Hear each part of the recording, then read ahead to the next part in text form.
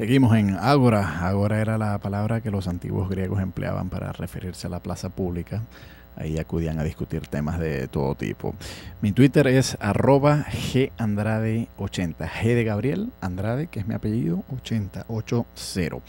Converso vía telefónica desde España con JM Mulet. Él es científico y es autor del libro Los productos naturales Vallatimo por la editorial Laetoli. JM, en tu libro tú haces un recorrido por algunas de las terapias alternativas naturales más populares que están en España, pero añado yo, muchas de estas también son muy populares acá en Venezuela y presumo que en el mundo entero. Quizás las dos grandes campeonas de todo esto son la homeopatía y la acupuntura. ¿En qué consiste la homeopatía? Para empezar, una curiosidad.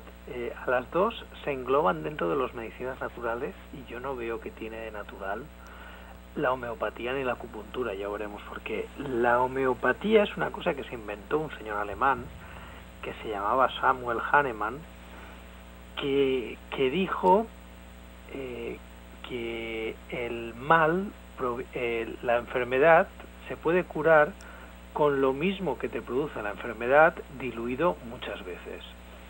Este señor lo único que demuestra con ese principio es que no conoce las nociones de química más elementales, porque tú cuando algo empiezas a diluirlo cada vez, lo que estás haciendo es perdiendo el material original y se te va quedando lo que es el solvente, lo que lo diluye, normalmente el agua. Si el principio de Hahnemann fuera cierto, pues hombre, yo me abriría un bar de copas, cogería una botella de whisky de 15 años, empezaría a diluirla con agua y, según decía Hahnemann, cada vez tiene más efecto. Al final, después de poner ese whisky en muchísima agua, te tendrías que emborrachar mucho antes que con el whisky original. Pero si queréis lo probáis, a ver si funciona. Pero sospecho más bien que sería al revés, JM, porque si se supone que lo mismo cura la borrachera, entonces claro, con darte una dosis muy pequeña de whisky diluido, se supone que eso te quita la embriaguez que tendrías, ¿no? Ese es el razonamiento de Hahnemann. O no, porque tú cuando luego vas a ver los remedios homeopáticos, pues de unas cosas quitan una cosa, otras cosas quitan la otra, entonces muchas veces ese principio lo cambian también un poco a su voluntad. Al final resulta que simplemente te están vendiendo azúcar, porque es que al final ni siquiera te venden el agua, luego ponen una gotita en una cápsula de azúcar y eso es lo que tiene el efecto. Pero hay que pensar que Hahnemann vive en un contexto cultural determinado, es decir, la homeopatía se puede entender si pensamos que cuando vivía Hahnemann la medicina científica era muy mala, era la que había y no había evolucionado. En aquella época se utilizaban técnicas muy agresivas, se utilizaban medicamentos que eran muy tóxicos. Entonces, muchas veces, pues por desconocimiento de muchos mecanismos de la enfermedad que ahora sí que conocemos, pues se utilizaba mercurio con mucha alegría, se utilizaba arsénico, y sí que es verdad que muchas veces era peor el remedio que la enfermedad.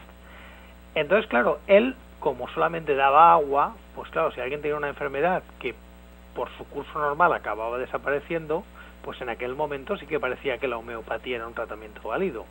Ahora, por suerte, 200 años después, ya conocemos mucho más las enfermedades, ya sabemos qué tratamientos son efectivos y ya sabemos que el agua no cura.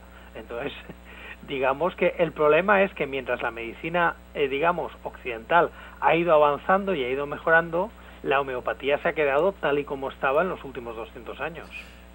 Pero Hahnemann y sus seguidores homeópatas alegaban, y bueno, y hasta el día de hoy lo siguen haciendo, que cuando se diluye... Sí, en 200 años no han cambiado, ya te lo digo. Pero ellos alegan que cuando se diluye, el agua preserva en una suerte de memoria la sustancia que anteriormente estaba en mayor concentración. ¿Eso es científico? ¿Tiene alguna base?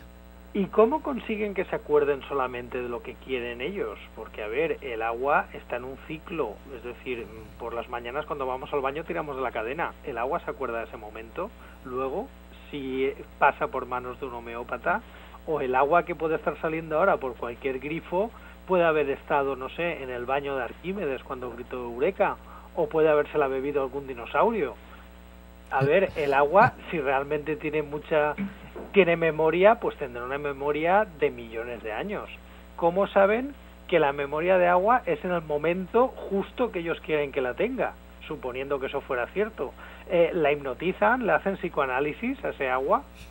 Es decir, es que son principios un poco acomodaticios, es decir, que ellos hacen el principio a medida de sus intereses, pero el mismo razonamiento llevado al extremo te das cuenta que es un absurdo.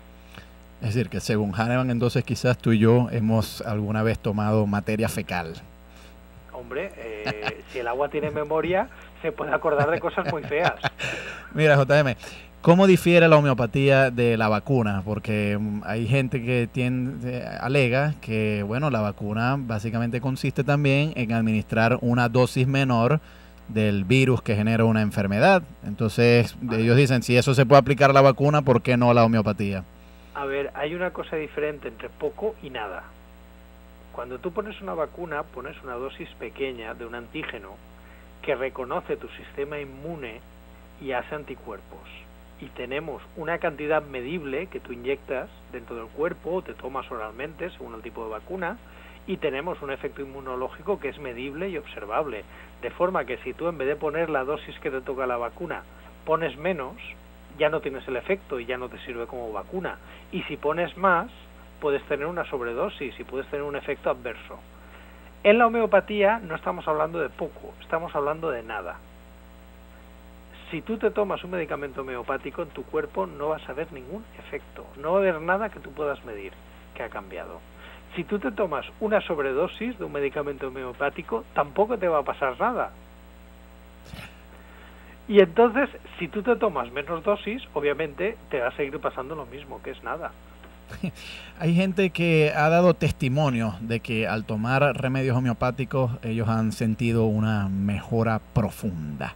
Si la homeopatía no sirve, ¿a qué se debe esto entonces?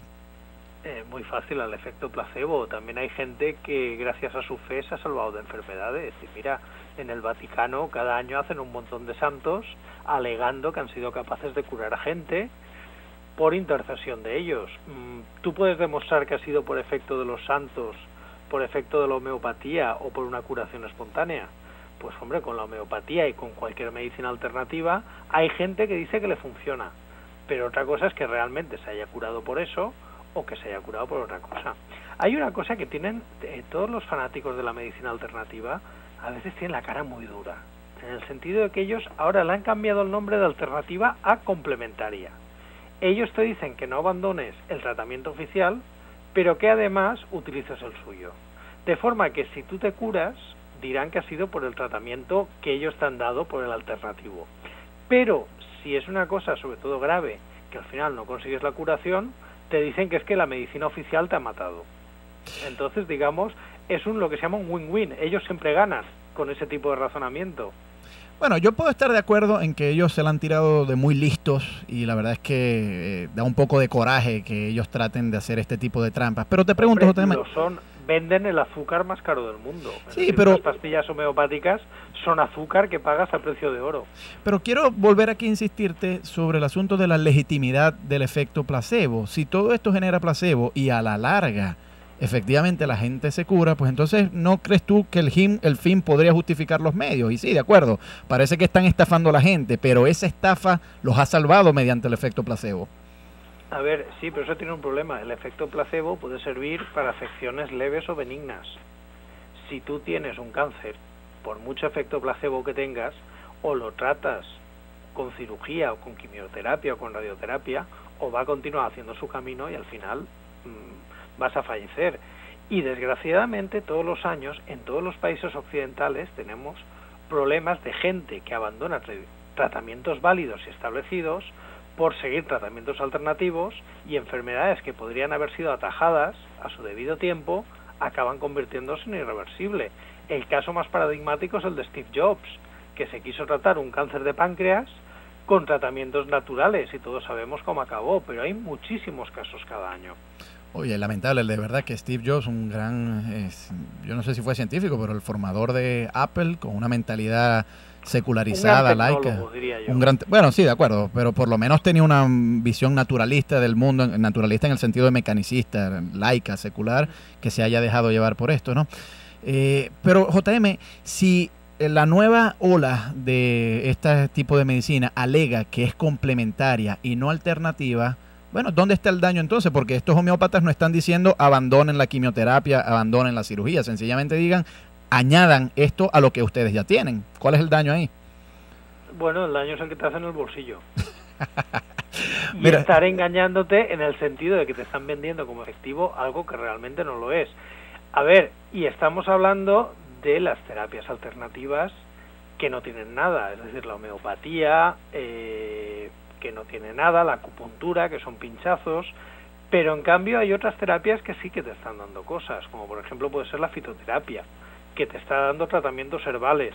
A veces, alguno de estos tratamientos puede interferir con el tratamiento y el médico debería saber lo que te estás tomando, por si puede haber alguna interferencia o puede haber alguna toxicidad. claro, sí, eso ciertamente es un problema, que muchas veces lo que pareciera ser una medicina complementaria podría convertirse en un obstáculo de la medicina científica y con eso hay que tener mucho cuidado. Vamos a ir a escuchar un tema musical, JM, te ruego por favor que no te retires porque al regreso quisiera preguntarte quizás por la reina de las medicinas complementarias, por lo menos en esta región del mundo y sospecho que allá en España también, que es la acupuntura. Converso con JM Mulet desde Valencia, España, vía telefónica, mi Twitter, @gandrade80 y nuestro número de contacto 0426-565-1980. Vamos a escuchar de Gianmarco un tema que se llama Sentirme Vivo y ya regresamos.